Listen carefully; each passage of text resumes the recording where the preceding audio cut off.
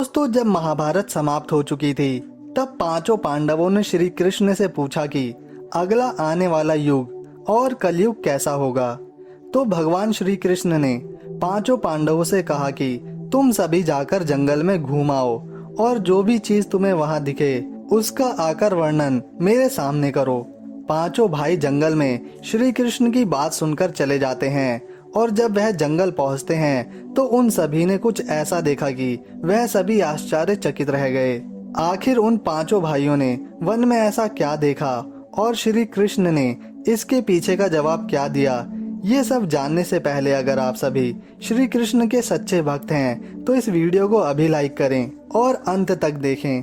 पांचों में से पहले भाई ने बताया उसने बड़े से पंछी को देखा जिसके पंखों पर वेदों की रचना लिखी हुई थी, लेकिन वो पंछी जानवरों का मांस खाता था। जब अर्जुन ने इस पंछी की बात श्री कृष्ण को बताई तो श्री कृष्ण ने इसके वर्णन में बताते हुए कहा कि कलयुग में ऐसे ही कुछ लोग होंगे जिन्हें बुद्धिमान कहा जाएगा, लेकिन ये इंसान दूसरों का नुकसान करने के लिए तैयार रहेंगे और अपना फायदा किसी भी सूरत में निकलवाने की कोशिश करेंगे।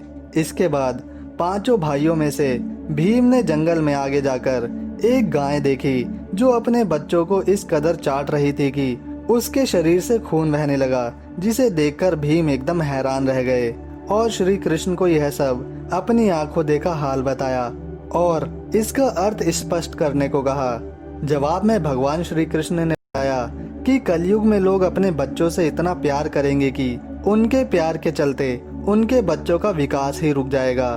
कलयुग में बच्चे विकासशील नहीं होंगे, ये बच्चे केवल माता पिता के प्रेम में ही फंस कर रह जाएंगे।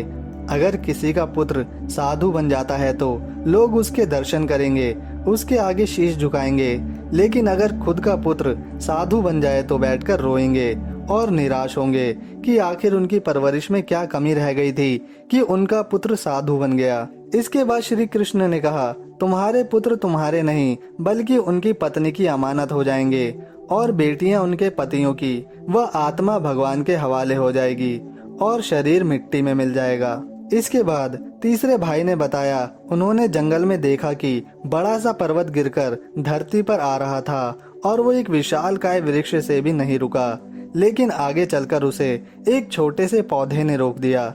इस पर श्री कृष्ण ने जवाब देते हुए कहा कि कलयुग में सभी की मति मारी जाएगी और वो सिर्फ धन के पीछे भागेंगे और धन रूप में वृक्ष कभी भी उनकी बुद्धि को ठीक नहीं कर पाएगा और उनका मन शांत नहीं रहेगा। अगर वो छोटे से पौधे यानी हरि के नाम के बदले उसी समय उसकी समस्या का निवारण हो जाएगा और कलयुग में ऐसा करने से मन को शांति मिलेगी। इसके बाद चौथे भाई ने जंगल में 2 सूंड वाले हाथी को देखा और इसके बारे में भगवान श्री कृष्ण से स्पष्ट करने को कहा। इस पर श्री कृष्ण ने जवाब देते हुए कहा, कलयुग में ऐसे ही दोगले लोग होंगे जिनके हाथ में सत्ता होगी, वो कहेंगे कुछ और करेंगे कुछ, और इसी तरह से ये सत्ताधारी लोग मासूम लोगों का शोषण करते रहेंगे।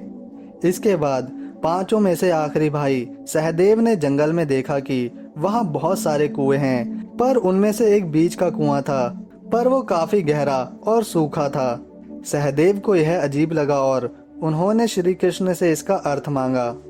तो श्री कृष्ण ने इसका अर्थ स्पष्ट करते हुए कहा कि कलयुग में लोग अपनी पुत्रियों के विवाह में दिखावे के लिए बहुत ज्यादा धन खर्च करेंगे, लेकिन किसी भूखे और गरीब व्यक्ति को देखेंगे तो उसको दान नहीं देंगे।